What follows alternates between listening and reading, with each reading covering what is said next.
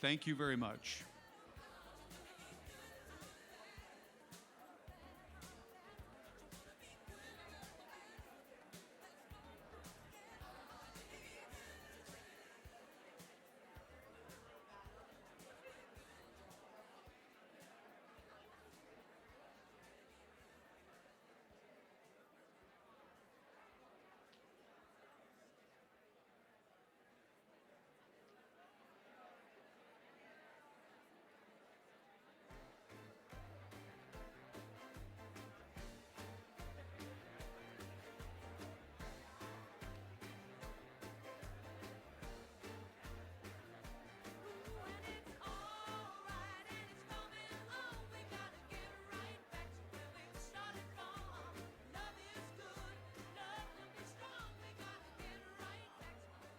Good afternoon, everyone. Please welcome the Chief of Membership, Governance, and Global Higher Education and the Secretary of the Corporation for the College Board, Jim Montoya. Good afternoon. I am hoping you had a good lunch. I'm hoping you had a great morning. That introductory panel this morning was so inspiring. Yeah? You know, I come to these conferences hoping that I will learn so that I can share, but it's just so amazing to be able to sit as I did and listen to such great leaders and feel so inspired, which is really the goal, I hope, of this meeting, an opportunity to get great ideas, to feel inspired, and to work with our students. I have been around a long time, and I will tell you that the 41-year history I have with the College Board, that one of the highlights is the 15-year history of Dream Deferred and our 30-year history of our conference with HBCUs. And I want you to know that one of the reasons that these conferences are so important to me is because they represent not just the wonderful diversity of our membership, but for me, an opportunity for intergenerational leadership. And the great thing about being my age is that when I look out in the audience, just about everyone looks younger than I do. But what I actually love is the fact that we have students, we have young administrators and faculty, and together we can come together to try to find solutions and truly make a difference in the lives of our African American students. I think it's important that in everything we do and what this conference represents is our commitment to students, that they understand that we stand together because we believe in our students, because we want the best for our students, and because we, as a group, believe that our students, whether in secondary school or college or graduate students, can do anything they dream of doing. And one of the reasons that I am so happy to be on this stage with this wonderful sign, "The future belongs to those who believe in the beauty of their dreams," that is our job, to help our students believe in the beauty of their dreams. We get a lot of support for this conference and our work from the leadership of the College Board. And by that, I am talking about our trustees. And I am so pleased that earlier today you had a chance to meet Yolanda Copeland Morgan, who is the former chair of our board, Adrian Mims, one of our former members of our Board of Trustees, is very involved in the leadership of this particular conference. But let me take this opportunity to give a special welcome to 4 trustees who are here. Darnell Haywood, Director of College Counseling at Columbus Academy. Chat Leonard, Director of College Counseling, Metro Academic and Classical High School, St. Louis Public Schools. Nancy McCallan, President Emerita, Colorado Community College System. And Mike McDonough, President, Raritan Valley Community College in New Jersey. If they could stand so we can just say thank you for your great support.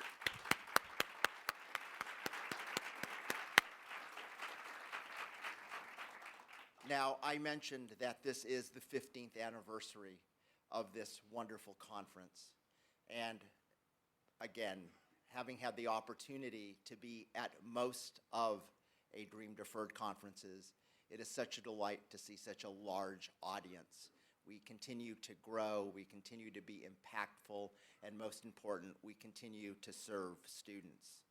And that support comes from the very top, and I have the good fortune of introducing the person at the very top, that being the chair of our Board of Trustees, Barbara Gill.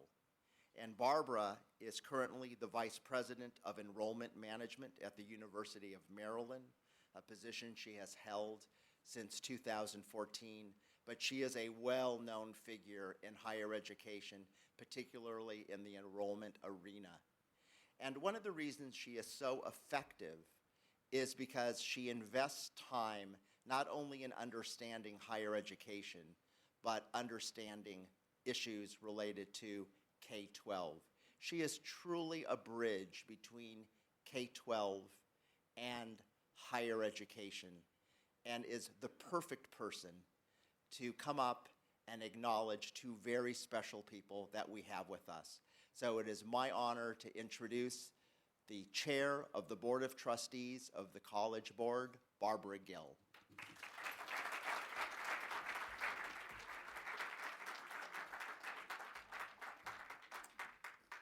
Thank you so much, Jim, for that kind and very generous introduction. It is such a pleasure to be here with all of you, and I'm pleased to honor two individuals who helped to make today possible. We are here today because of a vision shared by two colleagues 15 years ago. The first Dream Deferred conference was held in 2005 to commemorate the 50th anniversary of the Brown versus Board of Education decision.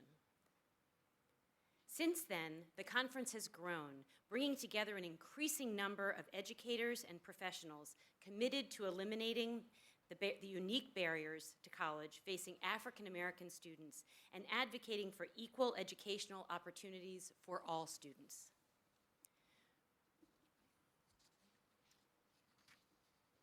Oops, sorry, I'm a little bit out of order here. I apologize for that.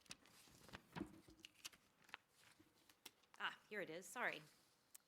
Our colleagues, Sandra Williams-Hamp and Everett Jackson, who most of you know as EJ, co-founded A Dream Deferred, the Future of African American Education Conference, because they saw a need and an opportunity for educators to come together to address these pressing issues.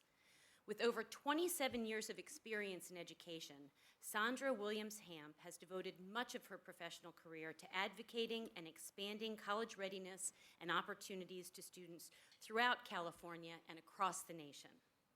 Sandra currently serves as Executive Director of Strategic Partnerships and Community Engagement at the University of California Office of the President, where she works passionately to ensure more students and families have access to UC. Prior to her current role, she worked for the College Board for more than 18 years, where along with co-founding A Dream Deferred, she spearheaded the development of major diversity initiatives.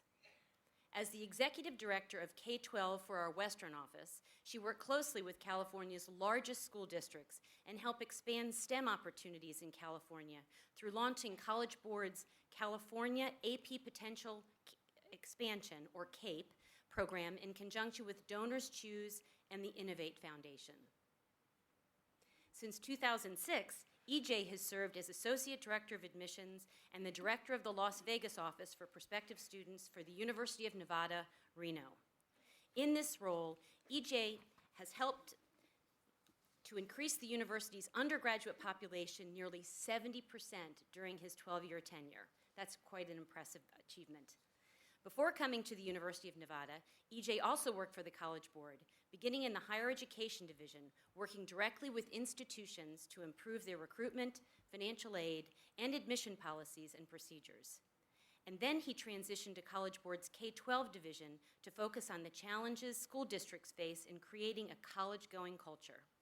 This mix of experiences gave EJ a unique K-16 perspective. It was during their time together at the College Board that Sandra and EJ connected around their passion for closing the achievement gap and improving educational outcomes for African American students. They created a Dream Deferred, the first conference of its kind for the College Board. The conference has served as a national model for College Board, resulting in the development of multiple conferences and projects addressing the specific needs of underserved populations, including Proparite, which focuses on Latinx students, and NASAI, which focuses on Native American students. It is because of Sandra and EJ's innovative and strategic approach to increasing access and equity in education and their commitment to underserved populations that close to 1,200 educators and professionals are in this room prepared to spend 2 full days talking about solutions for closing the achievement gap, eliminating barriers, and developing resources and supports to get more African Americans not only into but through college. And it's why College Board is so pleased to recognize them today. In honor of Sandra and EJ's work, College Board is presenting them with a first edition Langston Hughes book titled Montage of a Dream Deferred.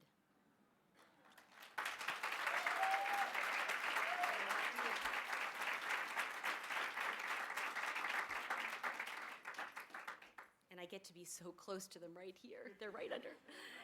Sandra and EJ, will you please come forward so we can all recognize you and the very important contributions you've made?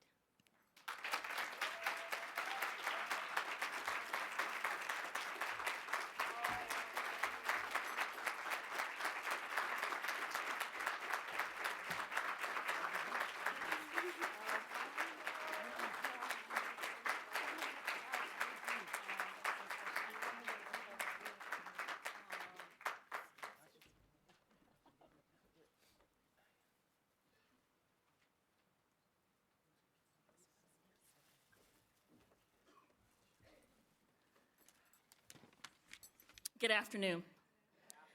I want to take this opportunity to truly thank the College Board.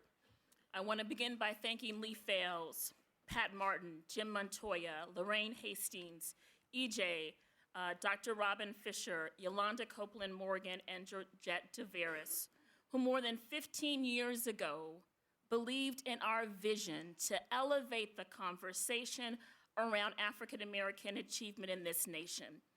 Dream Deferred to EJ and I was more than just a conference. It was about leveraging the College Board's network to bring K-12, higher ed, the nation's top researchers, community organizations together to unapologetically focus on African American achievement.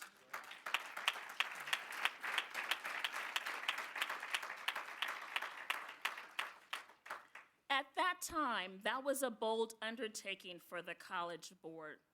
Our beloved Lee Fales, when we came to him with this idea, said, Sandra and EJ, you still have to do your job.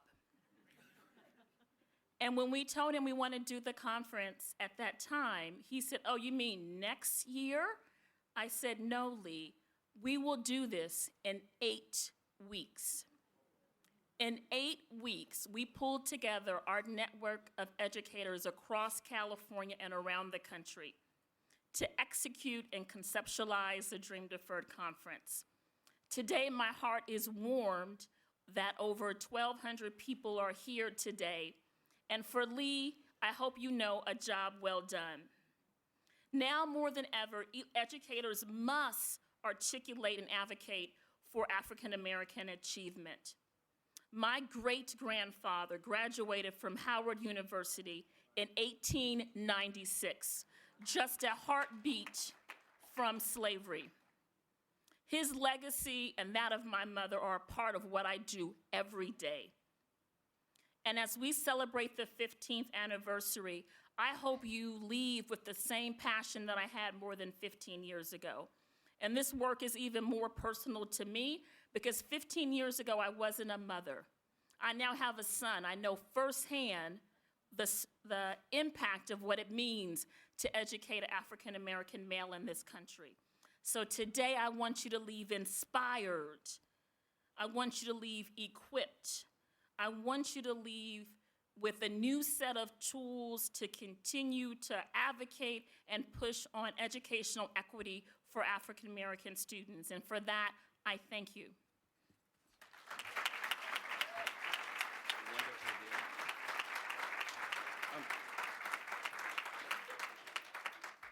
And thank you as well. This is really amazing. I feel so humbled and overwhelmed to see so many people here who are so committed to the work that we're all doing. In addition to the folks that Sandra mentioned, Lee Fells and Jim and so many others who helped us, I also want to mention John Stoller as well as Peter Negroni from the College Board that also were instrumental in making this happen.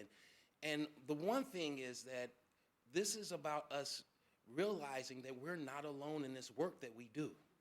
It might seem that way when we go back to our district or back to our university or in our office that, oh my God, these challenges that we're all facing or that I'm facing. But by working together, by networking, we can make this happen. So this has just been incredible. I just also want to say thanks to my mom as well, because she actually attended the very first conference. She flew in from Chicago. She was like, let me see what my baby doing. And so I'm so glad that I understand that we're gonna have this in Chicago next year. So y'all gonna meet Mama Jackson too, because she's gonna be there. So thank you so much. Continue to network, continue to get involved with the important work that the College Board does. Many of you said this is your first conference that you've attended for the College Board, but get yourself involved. There's others here that want to work with you to help you with your challenges, and we can make this all happen. Thank you so much, guys. Thank you so very much again. I love you. You're awesome.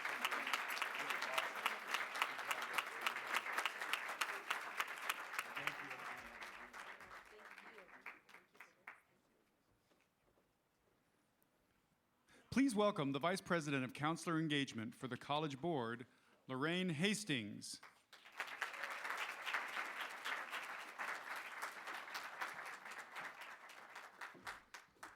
I am so proud of the both of you. Words can't say how proud I am of you. Now, it's my pleasure to introduce my colleague and today's panel moderator, Steve Bombau, who's the Senior Vice President, College and Career Access at the College Board.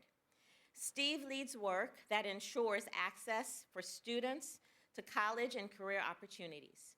As the head of College and Career Access Division, Steve oversees enrollment and financial aid programs, the Access to Opportunity Initiative, and scholarship programs.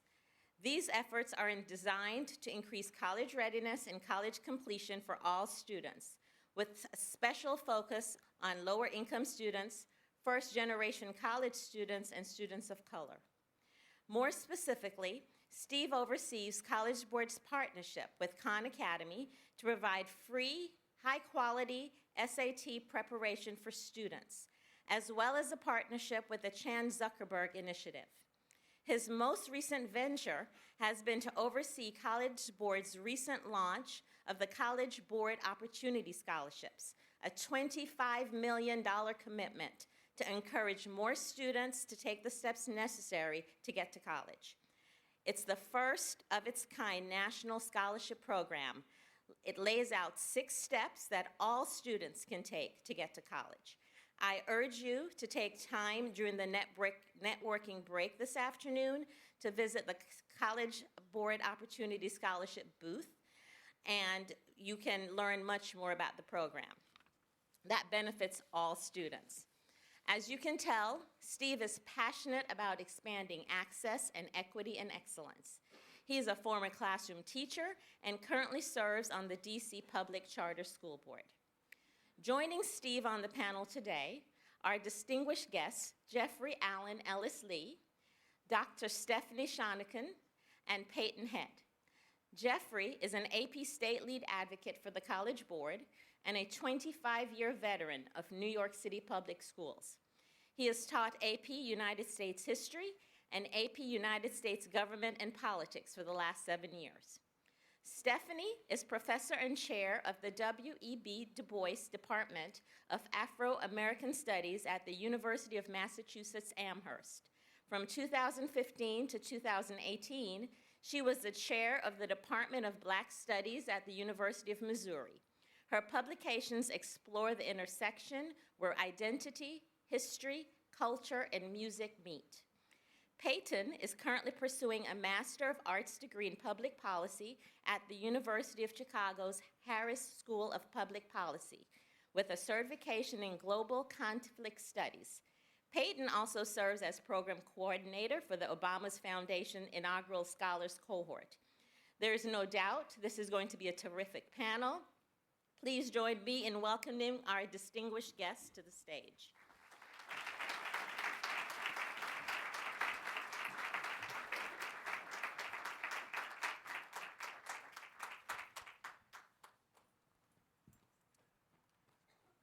Thank you, Lorraine.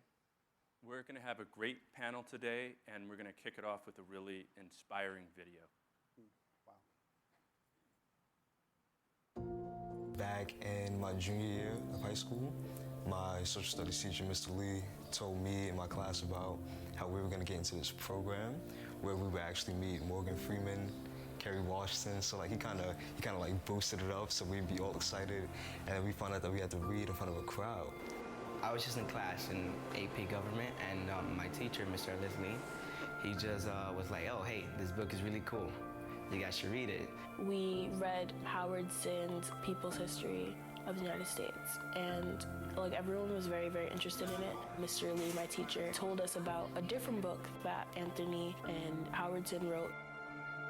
And Anthony wanted to work with us because they had worked with actors who have taken pieces of those books and performed it, and they wanted to do it with high school students. The Voices program was started last year with the senior class. It was a discussion that was had through Lincoln Center, through the atrium at Lincoln Center, and through Anthony Arnov, the co-editor. We did our first performance of Voices of People's History of the United States in 2003 at the 92nd Street Y, and at the time we thought it might just be a one-off event. However, the reaction of the audience made us realize there was something here and that really we should try to find a way to continue this project.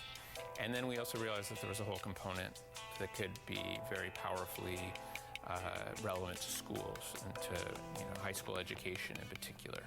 We saw that this was a way for students to look at history as almost a work of art and to make it their own, to provide their lens, bring their interpretation to the text, and then to live it in many ways. We started off by picking a voice in the book that we identified with. I looked carefully and I was looking for something that I could connect to. I found Sojourner Truth by Ain't I a Woman and Abby Lincoln, and I felt like what they said was really strong and it should be heard. I was just flipping through the pages, and I found a speech by Muhammad Ali, and I just decided I'm doing that one. And I actually had to like get into it with one of my friends because he said that he wanted to do it, so we like rock, paper, scissors over it. I got it. I knew right off the bat that I wanted to do something by a woman. The voice that I chose was by Angela Davis, and it was called Political Prisoners and Black Liberation. It's been thrilling to see how they respond to the material and how over the course of a year their understanding of the pieces that they're working on, the context, the meaning of those pieces deepens, and then to see them transform as readers, as people who can stand in front of a room, as people who can perform and give expression to those voices.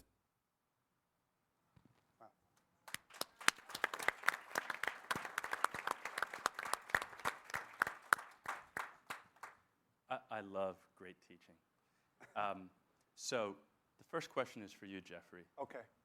The clip made your job look really easy. The kids are going to Lincoln Center, they're all stars. But I was a classroom teacher, so I know it's not easy.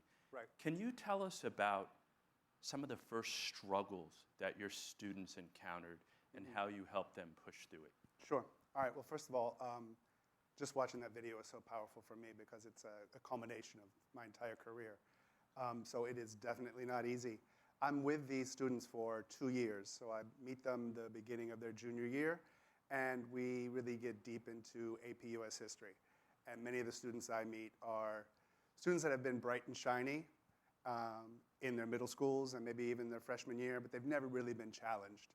So that's the first barrier I have to get over, is to make them believe that they can handle this work. Because many of them are presented with college-level work, And they've been told for so long how great they are because they're good students. And then once they have this work in their hand, they're like, I can't do that. So there's a lot of mentorship and coaching to teach them that, yes, you can do that, and yes, you will do that. And that's the power of the class that first year. So Stephanie and Peyton, who I'm about to drill with a bunch of questions, were media stars a few years ago because of a series of events that unfolded on the campus of the University of Missouri.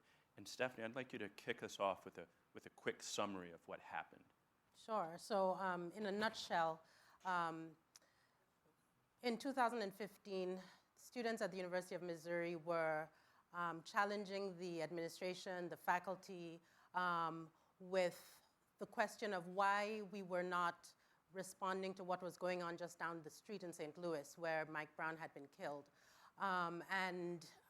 The administration and the faculty were, they weren't quite listening to the questions.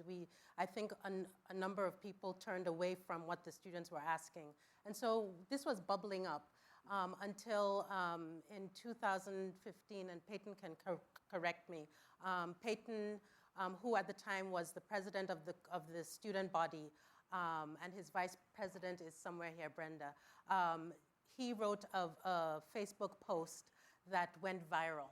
And it was a post that asked questions about what it is that Black students can expect from life at a PWI. And it went national, it went international, and from there things just like snowballed. And so from that came a hunger strike, which you may have heard about, and then football players jumped into it too. And when the university realized they were going to lose money if the football players didn't play, they acted. I don't know what would have happened if some of these pieces weren't in place. And I think that movement at Mizzou was the impetus for movements across the country where students were also questioning what their universities were doing with these monuments and with curriculums that were not representative in 2015. And students have been asking these questions since the 1960s. So that's what happened. So Peyton, I'm going to ask you a question, but I'm going to start with a story that probably sounds familiar to a lot of people in this audience. I was in college during the late 1980s, and for the old heads in here who were on campus at that time, there was a robust anti-apartheid movement. And I was really lucky to have the woman who writes under the pseudonym Bell Hooks as one of my professors.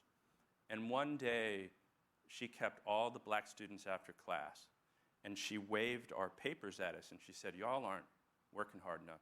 You're spending all of your time in those shanties. You're here to study." And we said, well, the shanties are important too.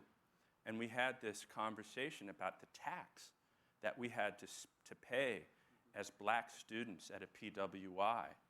And so watching what Peyton was doing just a few years ago took me back to 1988.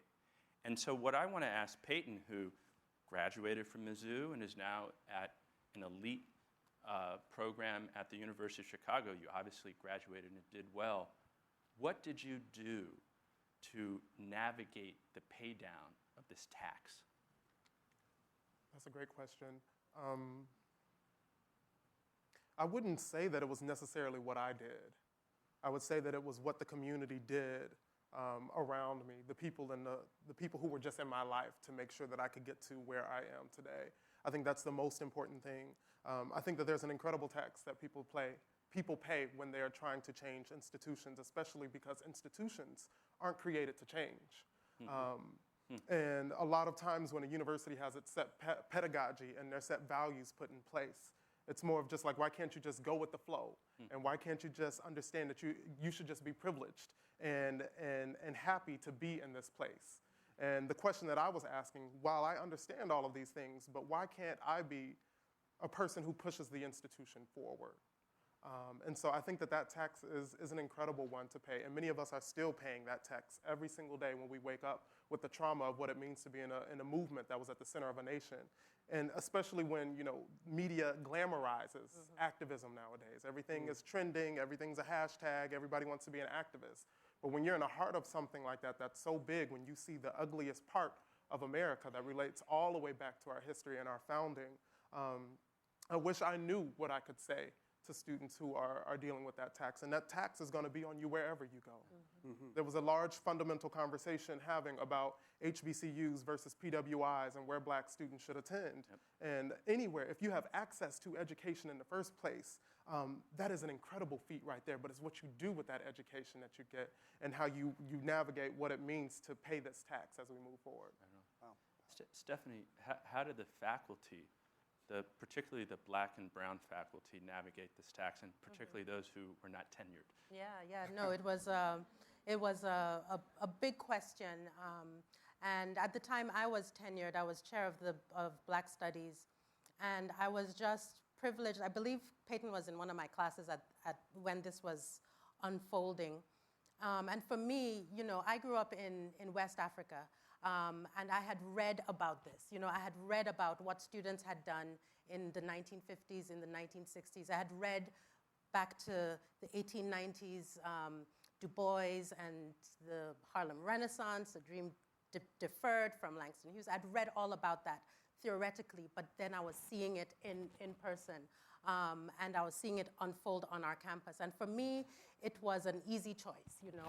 I decided to support our students because it was the right thing to do. I mean, I had a job in the United States as a black woman at a PWI because students like that had fought for us to have a position in these spaces. And Black Studies was created out of that. So in Black Studies, we didn't have a choice.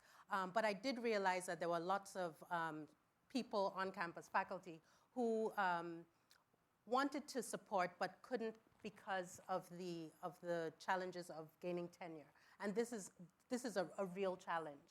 And so we advised them to support but not put their names on any statements. And then there were some faculty who were tenured and untouchable, but decided that they did not want to, they wanted to be more, on the side and actually not do anything. So the tax then was carried by just a few of us, black faculty and allies, and a number of us paid for it.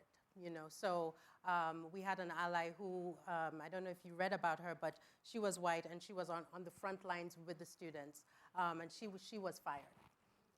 So that's a life that was impacted. She had a family and they had to leave town. Wow. I ended up leaving Mizzou also for related reasons. And also we had students who were in the eye of the storm who ended up actually, their GPAs dropped dramatically after that. And so those are the sorts of things that we have to consider when we think about activism on campuses like this. So I have another question for you. As we all know, black students have the same range of personalities and interests as anybody else. Some students want to play football, others want to go work for Goldman Sachs, others want to just really focus on their studies so that they don't see their GPAs dropping. In a moment of racial strife on campus, when you are a mentor and an advocate, in particular for the black students, what kinds of things did you do to accommodate this full range of personalities? So I think, to be honest, I think there are students who were struggling with their positions. There were students who did not feel comfortable marching. I remember a conversation I had with the African students who looked like me and Peyton, but they felt that they were removed from what was going on and did not want to get involved. And I understood it to an extent. I ended up having a conversation with them about, you know, when you're at the store and the police officer or the guy in Missouri with the gun on his hip walks in, he's not going to ask you if you're from Uganda or from the South Side. Right. You know, this is the construction of race in America, whereby what we look like is how we are judged. And so I talked them through it, and they ended up supporting pretty late. But we have to understand that not every student can carry that placard. You know, for Peyton, he was the president of not only the black students, but all the students. So he had to figure out how to navigate that. It couldn't be like the guy who was doing the hunger strike. It couldn't be like the football players, because Peyton does not play football. But I think as faculty, we just had to realize that all the students were coming at it from, and then we had lots of white students too, who were trying to figure out a way in as well, and opening that up and allowing them to have space to be part of the movement. Everybody had different journeys. All right, so Peyton, I'm sure you could have played football if you wanted to. I know. You were the student body president at the University of Missouri. You weren't the black student body president. So similarly to the question I asked of Stephanie, in a moment of racial strife, how did you serve all of the students at the University of Missouri? Great question.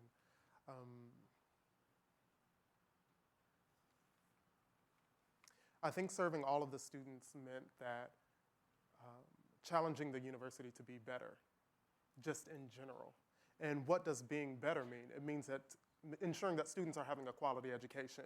And if certain people and their backgrounds aren't on the agenda, aren't on the curriculum, then you're not adequately serving an institution, and you're not adequately serving students to be prepared to enter a globalized world that we're in right now. And so that was the lens in which I took it from. I also took it from the lens of how I came into office in the first place, from my own experiences with marginalization, and so that students knew that I was bringing every single identity that I had with me into office, and I wasn't leaving any of it at the door. A lot of that can be challenging as well. When you're representing 30,000 students coming from 50 states and over 120 different countries around the world, and not everybody is on the same page when you're in the heart of Missouri as to how things should be able to move forward and develop ideas or whatever that may be. But the thing that I wanted to implement the most was just a feeling of community and a feeling of accountability, which was lacking from our administration. And that if any student ever had a problem with my leadership, they knew the proper steps to remove me from office, and they knew that my number was on the end of every single email that I sent out. And for the students who were upset, the students who did say, hey, I'm white and I'm Greek, and the way you wrote your Facebook post attacking the Greek community here for the racial slurs that they said about you offended me and blah, blah, blah, blah, blah, blah, blah, blah, blah. I said, come to my office. Let's talk about it. And I can go to you like whatever it is, but I recognize them, like even if it was 22 cents that every single student paid into that student association, and that I was their leader no matter what. And so that meant having difficult dialogues and encouraging difficult dialogues of people of all different backgrounds. And so that conversation that I talked about that I had, me and the guy ended up walking out of my office laughing because we had built such a bond in that moment, because he said that I didn't even think that you were gonna like reach back out and talk to me. I didn't think that people were gonna have this conversation. And I think that's what's missing, this big critical piece, and I think that's what's polarizing politics right now, is that people aren't willing to sit down and have a conversation. Yeah.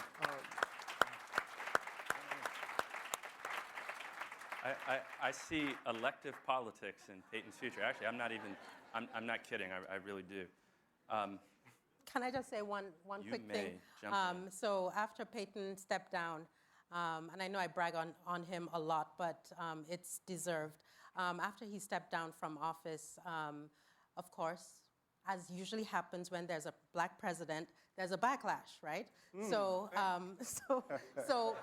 what could you? Right.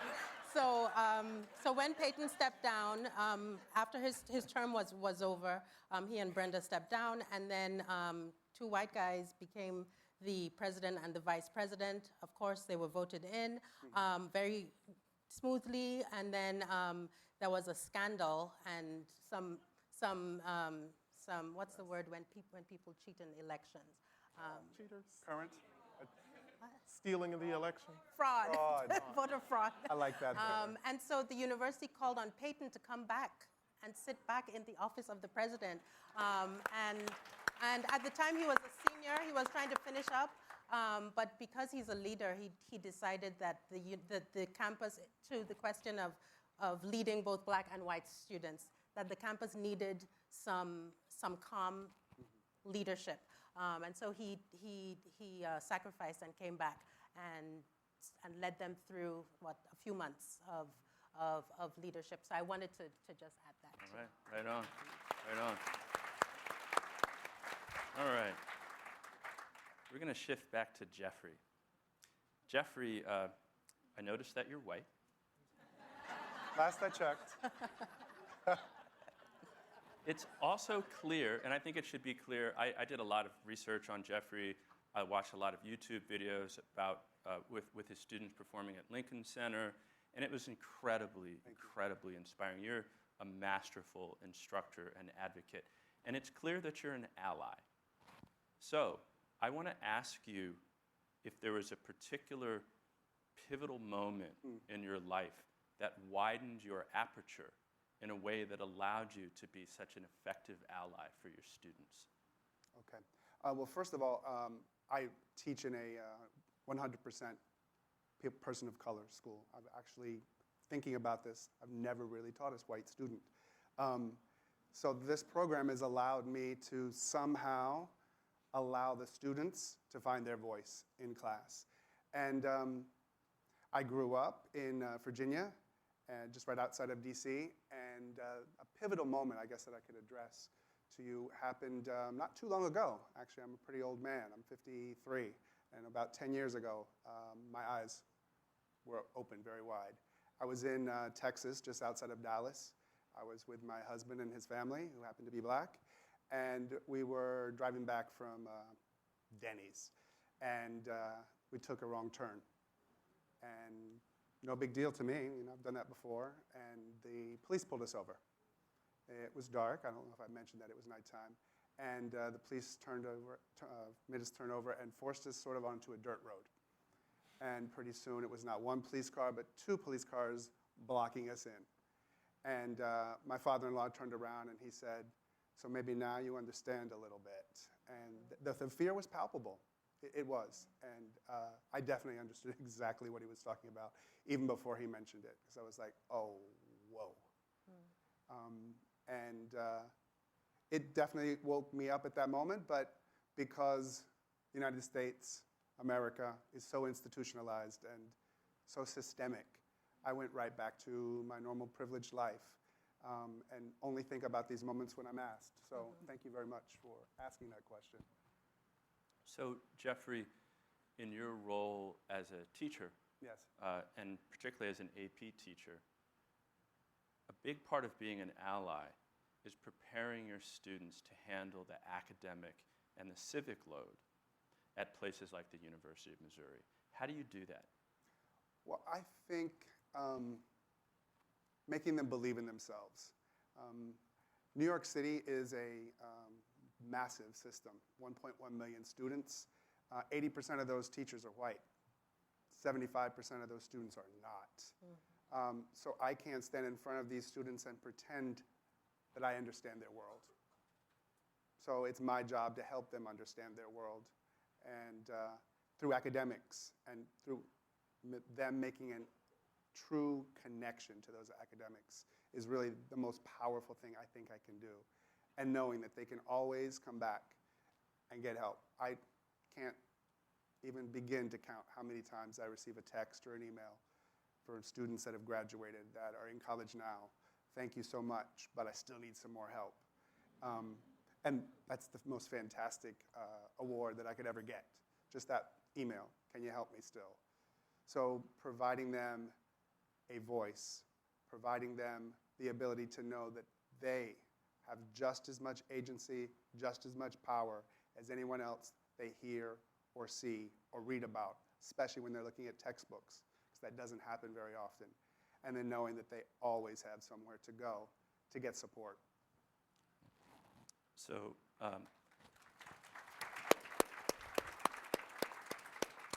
I've done the math, and Jeffrey, Stephanie, and I were all born within a couple of years of each other, which makes Peyton, by far, the closest person on this panel to the high school student experience. We're in front of a body of educators here. What advice do you have for these educators? What can we do when we leave this room to help better prepare students to be like you, to be like the students that Jeffrey is cultivating? What advice do you have for us that we can take home? That's a deep no pressure. Both of my parents are educators. They were never together, but I was privileged to be able to learn from both of them from their combined experience of years and years and years with Chicago Public Schools as teachers. And the biggest advice, my dad is now 80 years old, so it was a scandal back in the day. I was a scandal, and I'm a twin too, so twice. Bloop. But anyway, when my dad talks to teachers all the time, he has this lecture that he says, and he says, do you know what the hell you are doing? Wow.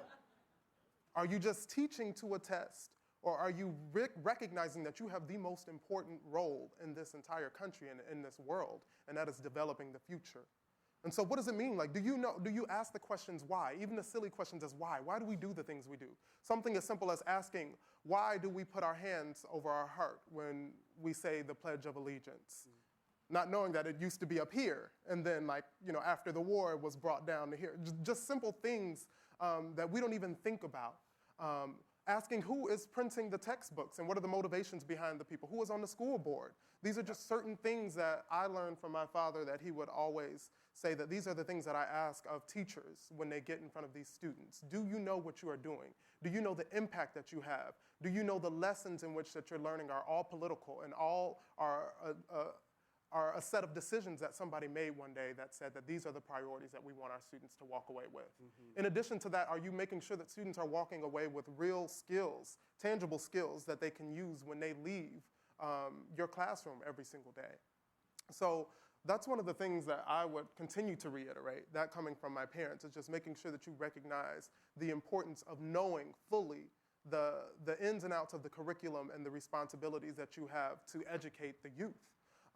And I know for me, I was blessed because I went to a high school where I had, not professors, but teachers who looked like me, who were advocating for me all the time. And teachers do that a lot of times. They're forced to be in positions where they have to go above and beyond. Like when I didn't have money to go to prom, it was teachers who came out of nowhere who made sure that my ticket was paid for. You know, it was a lot of people. I had, my principal was a Delta, and, I had all, yeah, so shout out to the Deltas. My superintendent was an AKA, okay? Let's do the roll call here. I'm a member of Alpha Phi Alpha Fraternity Incorporated, okay? My boss now with Obama Foundation Scholars is a Zeta, so if we got any Zetas in the house, since we're doing a Greek roll call here, apparently, and I know we got some Kappas in the room and some Qs and all that, but just the importance of having Black educators and having that knowledge of people who know your story and your struggle, who are empowering you every single day, is what got me through not only my time in high school, but my time in college as well, when I knew my own story. And that was what I wrote to the elite institution that I'm in now that I don't think is so elite. I wrote about how my grandfather built the University of Chicago and was paid less than neo-Nazis to do so. These are the stories that we need to start talking about, especially for me, and I'm in the field of public policy, and I go to a school every day that sits on a segregation line. And my 80-year-old father, when he drops me off at school some days, he's saying, it's really a wonder for me to drop you off east of Cottage Grove. Wow. Wow. So these are the stories that I think that are so important. It's just like the history is in our blood. The history is in who we are. And if we don't know that, and we're inspiring the youth, and we're educating the youth, and they don't know their story, I think that's when we start to do a disservice to our community. Most definitely. I just want to give him props. I mean, you see how we were about to have a little Delta AKA thing, a little Kappa Q. That was very skillful.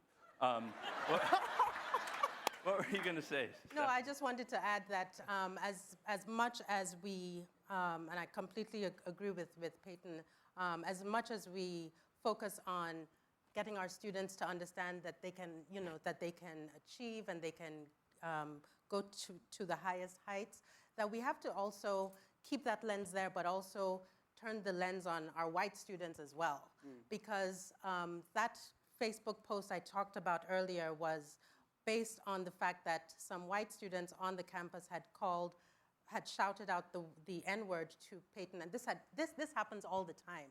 It's just that he had it up to here. So how are we? What are we doing about educating those students? My 3 kids all did African American history in high school, and in that class there were only African American students. It was a predominantly white high school. White students aren't taking that as an elective, right? It should be a mandated course.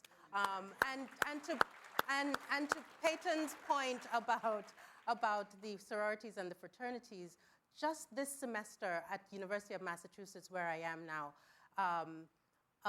some administrators called up the police because outside they were hearing some barking.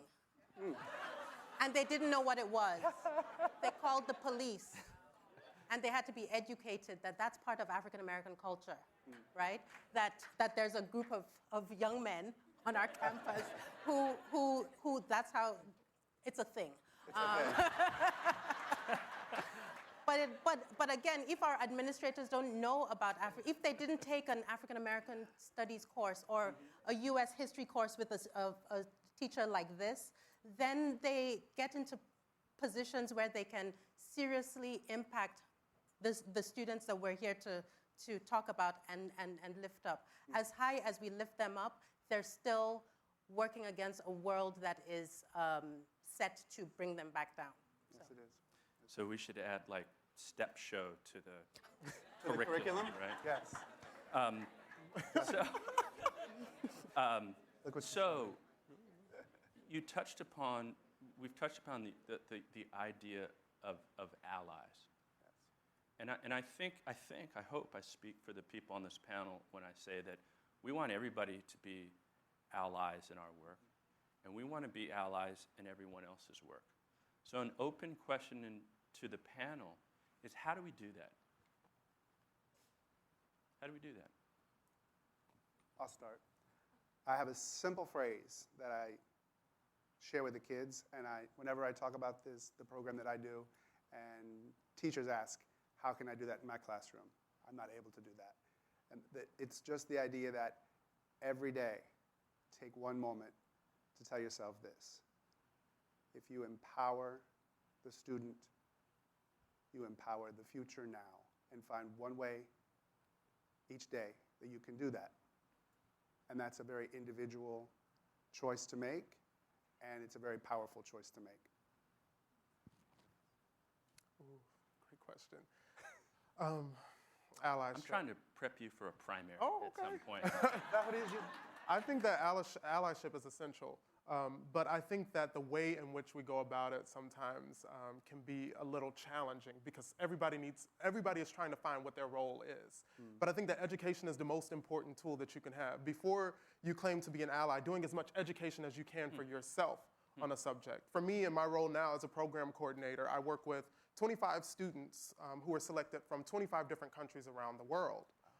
So I have to be an ally. I have to know these cultures. I have to know these countries. I have to know their background. I have to know the political situations that are happening so that I'm able to serve these scholars to the best of my ability while they're in their tenure at Chicago with the Obama Foundation.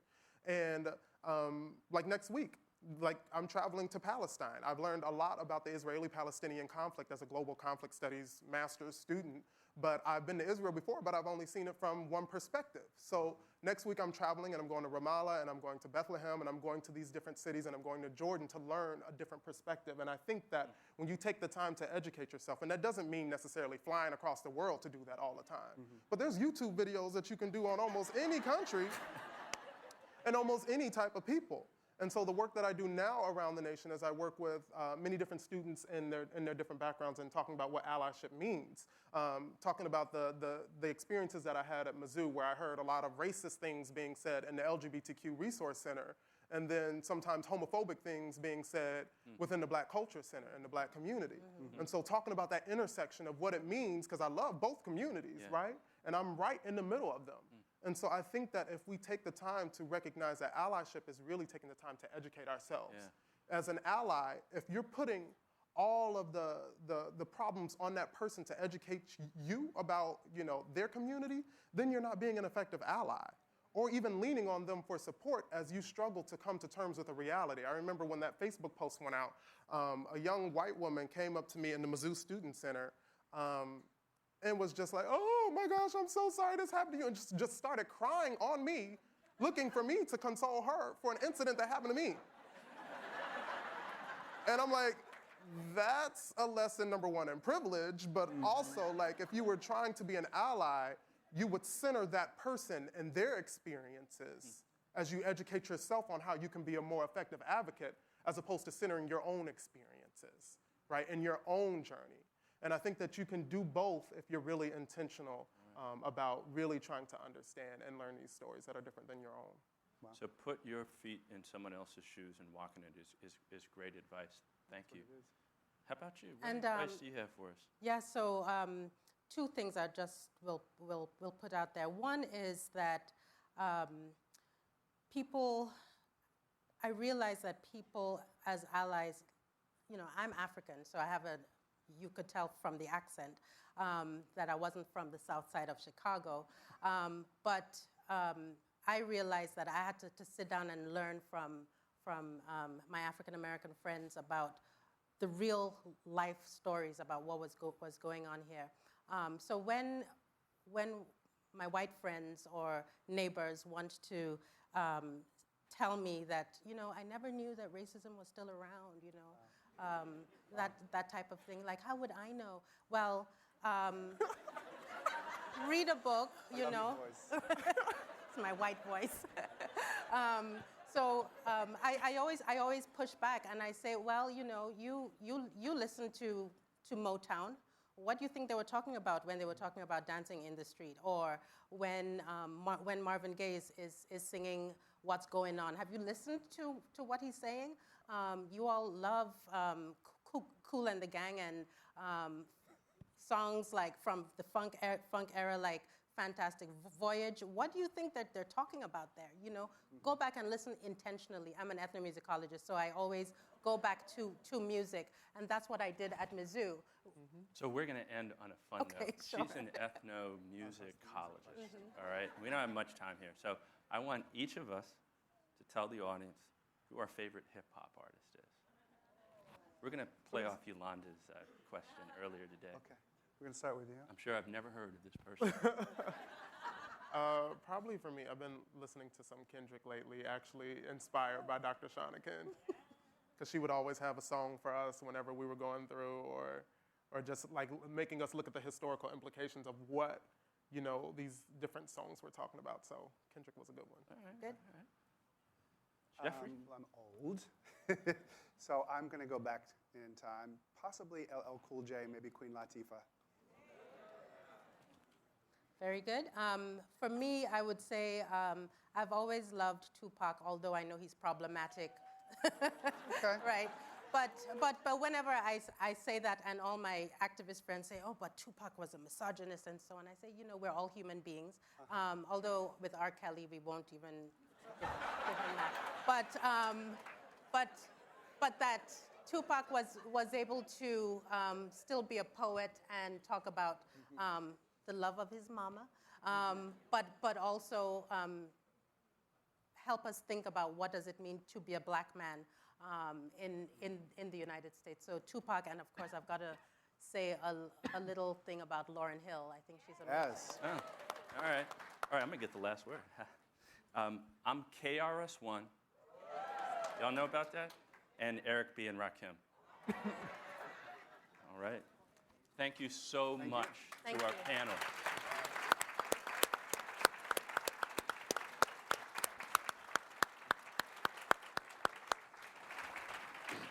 Thank you for joining us this afternoon, everyone.